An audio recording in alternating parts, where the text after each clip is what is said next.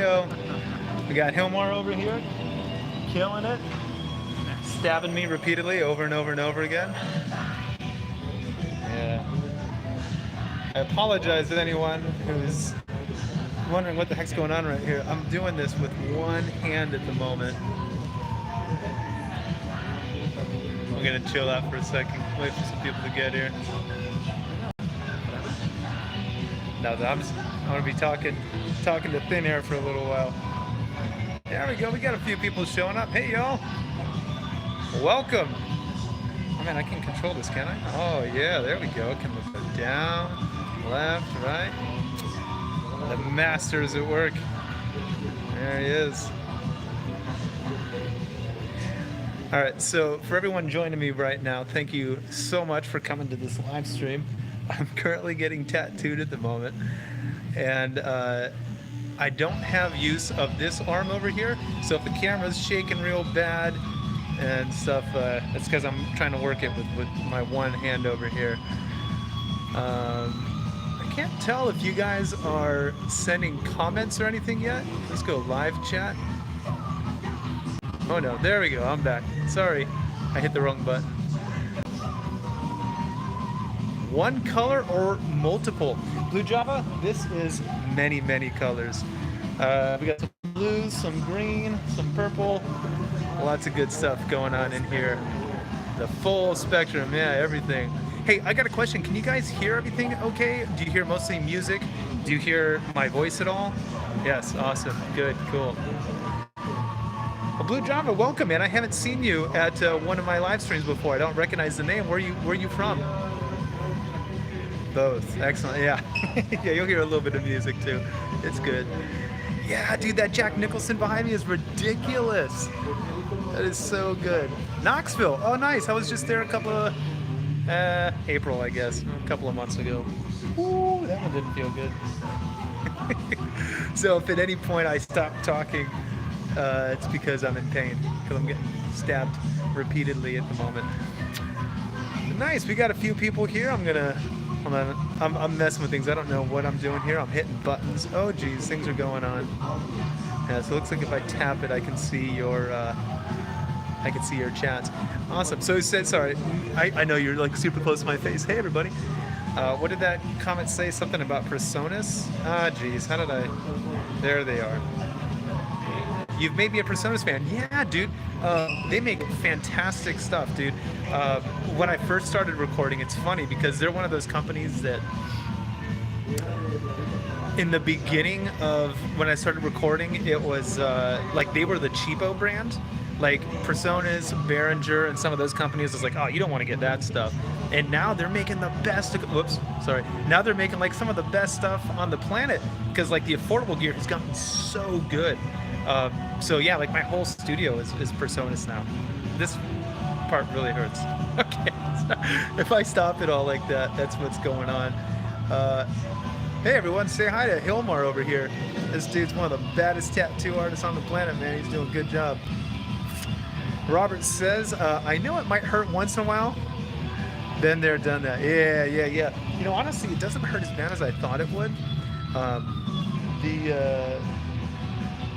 There's just certain parts, certain things that I didn't realize was going to happen. Like the last time I came in, he was working on my tricep, and all of a sudden, like my armpit and my fingertips started like feeling like they were on fire, kind of, because I guess it was like hitting a nerve or something. So apparently that's a thing. I had no idea. But anyways, yeah, man, I'm just here hanging with you guys. I'm just hitting buttons, trying to figure out how to get the comments to pull up. I'm doing this on my phone. Obviously, if you've been to one of my live streams before, typically I do this on my computer. We're going guerrilla style today. So, man, we're just hanging. If you have any questions, obviously I don't have a bass near me, so I won't be able to get too technical. But yeah, if you guys have any questions about I don't know, bass music, anything that you've seen at the channel recently, I can still answer your questions. I just won't be able to do it with a bass in my hands. This is so weird. This is the weirdest idea I've ever had. Try to do a live stream while I'm getting tattooed. So Man, I'm still trying to figure. Okay, so if I hit this button, that shows all my chats. Yeah, so we'll give it a little while longer, let everyone else come in. Okay, so Blue Java wants to know, who is your favorite bassist playing today? Oh, geez. You know, man, I think it's easy. I think it's Joe Dart. Joe Dart from Wolfpack. God. He's a phenomenal bass player. The first time I heard that guy play, him and Pino Palladino kind of remind me of those guys who, like, every note they play, it's the right one. You know what I mean? Like, every lick, every groove, every scale, everything they do is like, oh yeah, there's nothing else that you should do except for that. And I really admire that about their playing. And obviously, yeah, Joe Dart, Wolfpack, their songs are killer. The Pocket's unreal. But yeah, I'd have to say it's a tie between like Joe Dart and Pino Palladino, which I know that's probably like almost everybody's answers. But thanks, Blue Java. This one's from Dakota Simpson. Says, who's some... sorry, if I look like I can't read this, it says I'm trying to read it on my phone, and I'm trying to keep this other arm over here perfectly still. But this one's from Dakota. Says, who's some of your favorite melodic bass players? Eddie Jackson once said, that style of playing is becoming a lost art. Melodic, well, if we're talking in like a pop rock sense, and by the way, I'm also, sorry, hold on one second. I'm gonna put this down. No, Hilmar, you keep going, you're good. Everyone look at Hilmar for a second. I think if I move my hat over to this side, yeah, oh, there we go. Okay, we'll block a little bit of that light for you. Sorry, shit, what was the question? Melodic bass players? Who's my favorite melodic bass player? I would have to say Tim Foreman. Tim Foreman from the band Switchfoot. For like pop rock, dude, he treats the bass like it's another melodic instrument. You know, every groove is a melody, every lick has a purpose because it's harmonizing with the vocal or with what someone else in the band is doing. So yeah, I'm a big fan of Tim Foreman. He's one of my favorite bass players of all time. I don't know who Eddie Jackson is though. Who's that name sounds familiar, but I can't put a face or anything with it. Dakota, who did Eddie Jackson play with?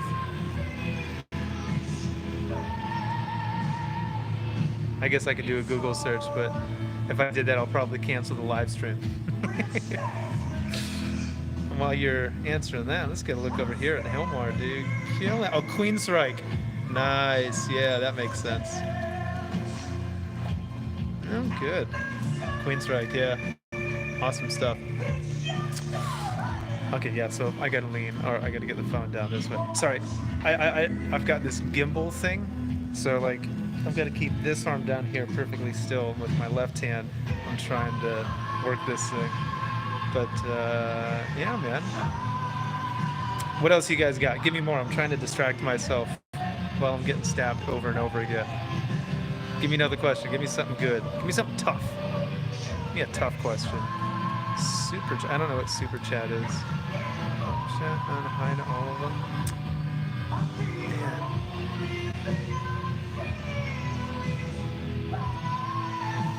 Dang. Looking good down there, dude. Yeah, it's getting there. Did he? Okay, here's one. Sorry, this is from Robert. Says, did he tie your arm to the chair? No. I mean, I can move it, but if I do, it'll screw up the tattoo. Is that a thing? Do people tie? Will they tie you down? Depends. Sometimes we need to do that. Sometimes, what if it's so painful and they start shaking real bad? Okay, we're hoping. I'm really hoping it doesn't get to that point. That would be best for me.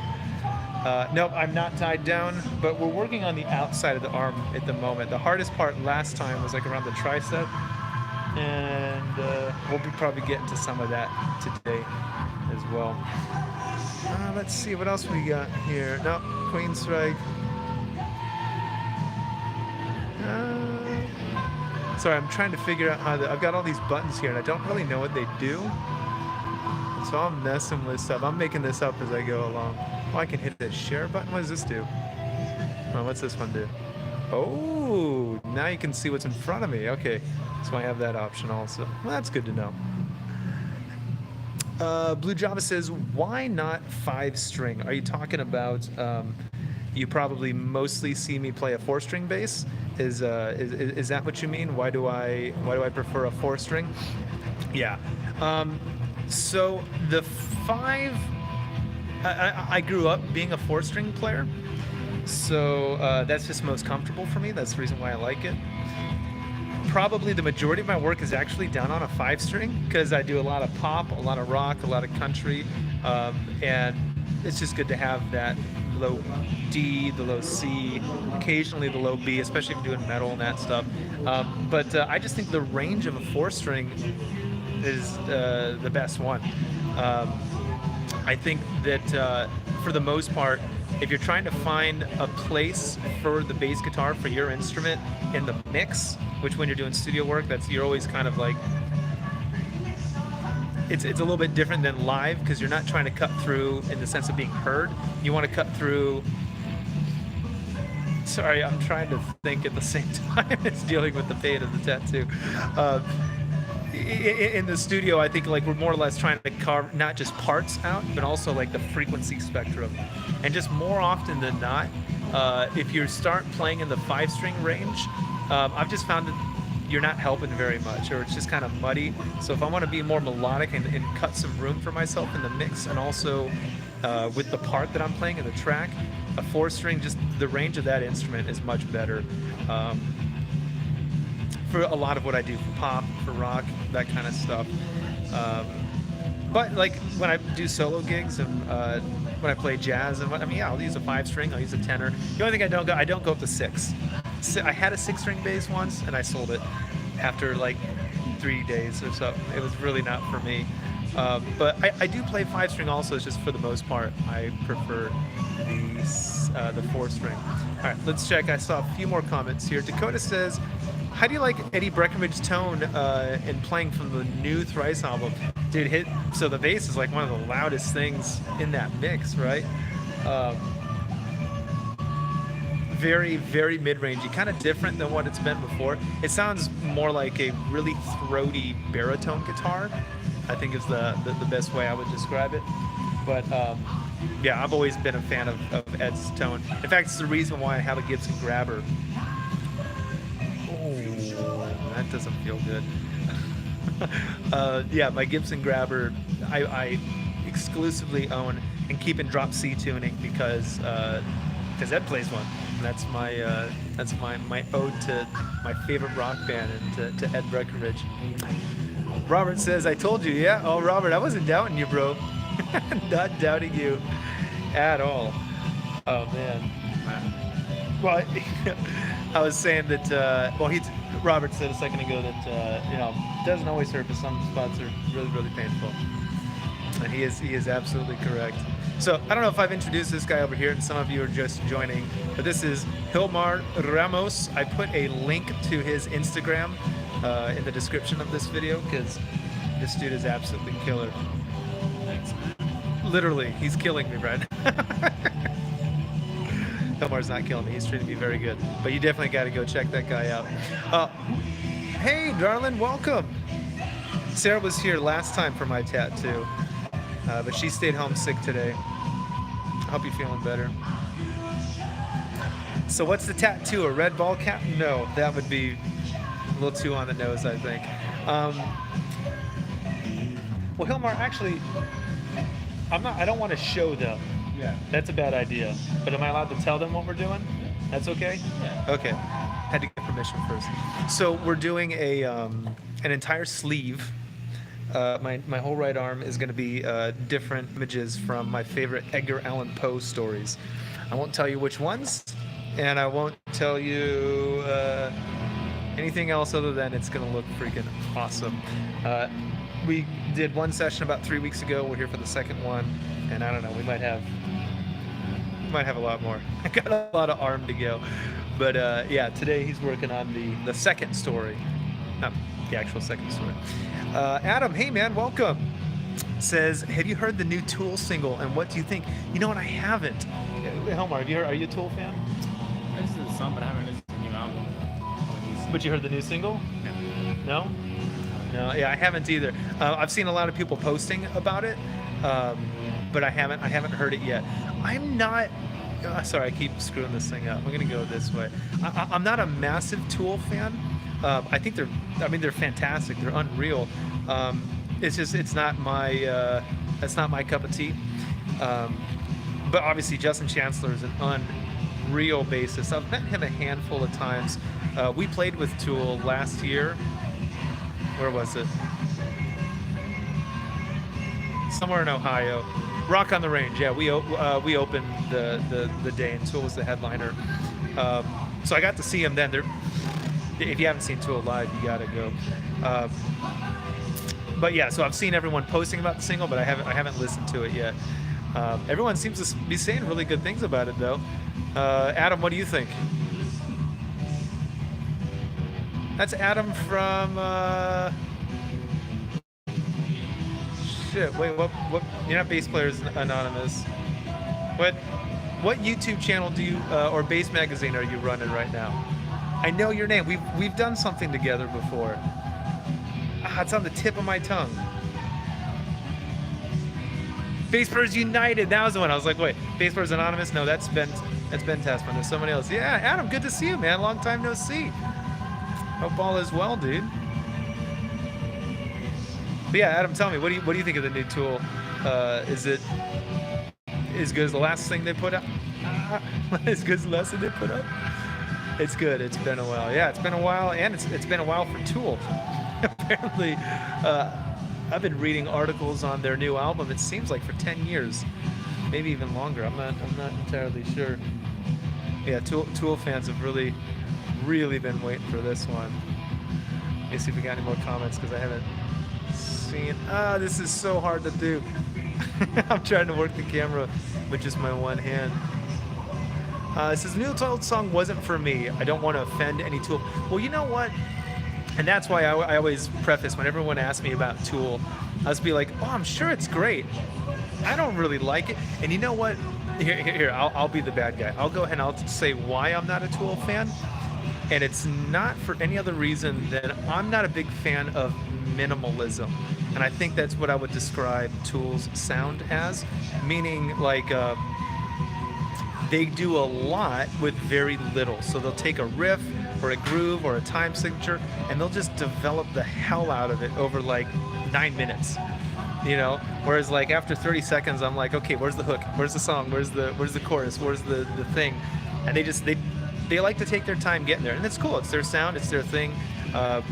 Again, that's a style called minimalism, and it's not my thing. I kind of want to get to the action a bit sooner, a bit quicker.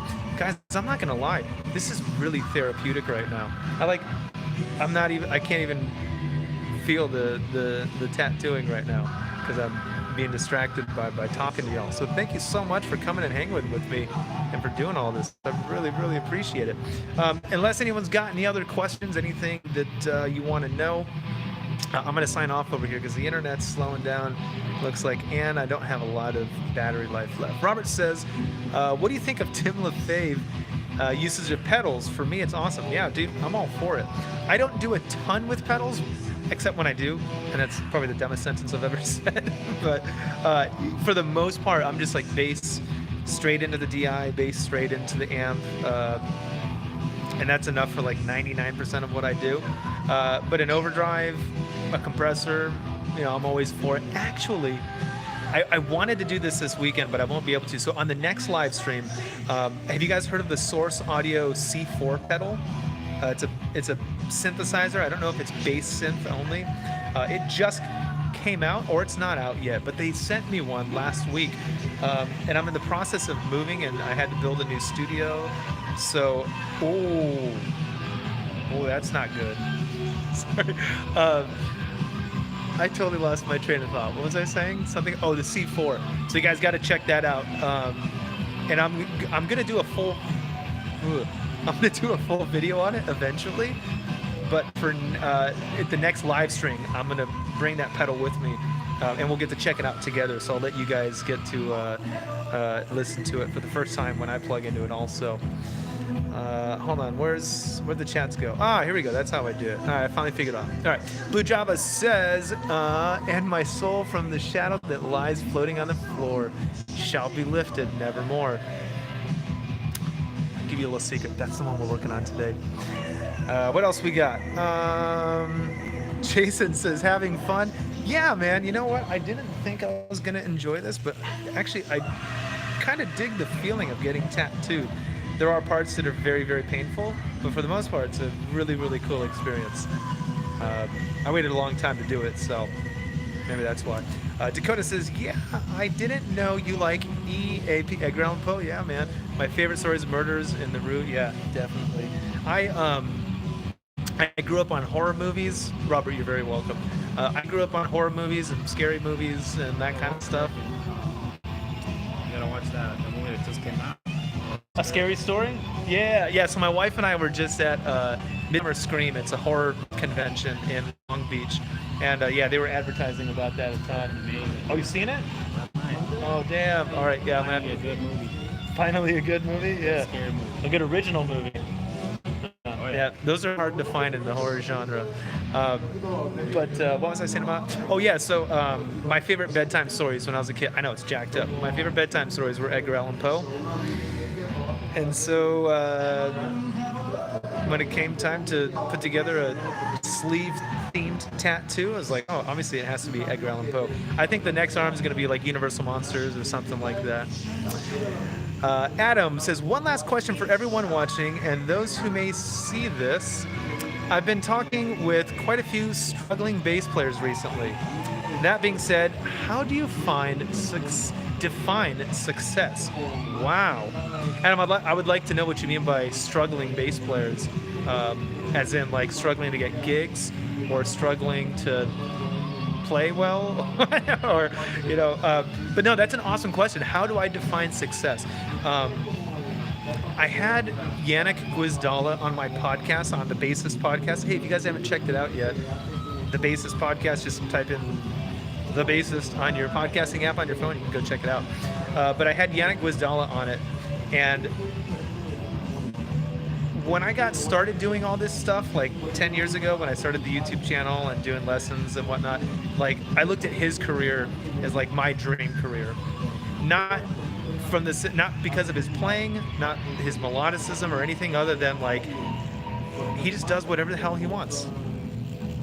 He goes on tour with his own band, playing venues that can't be paying much.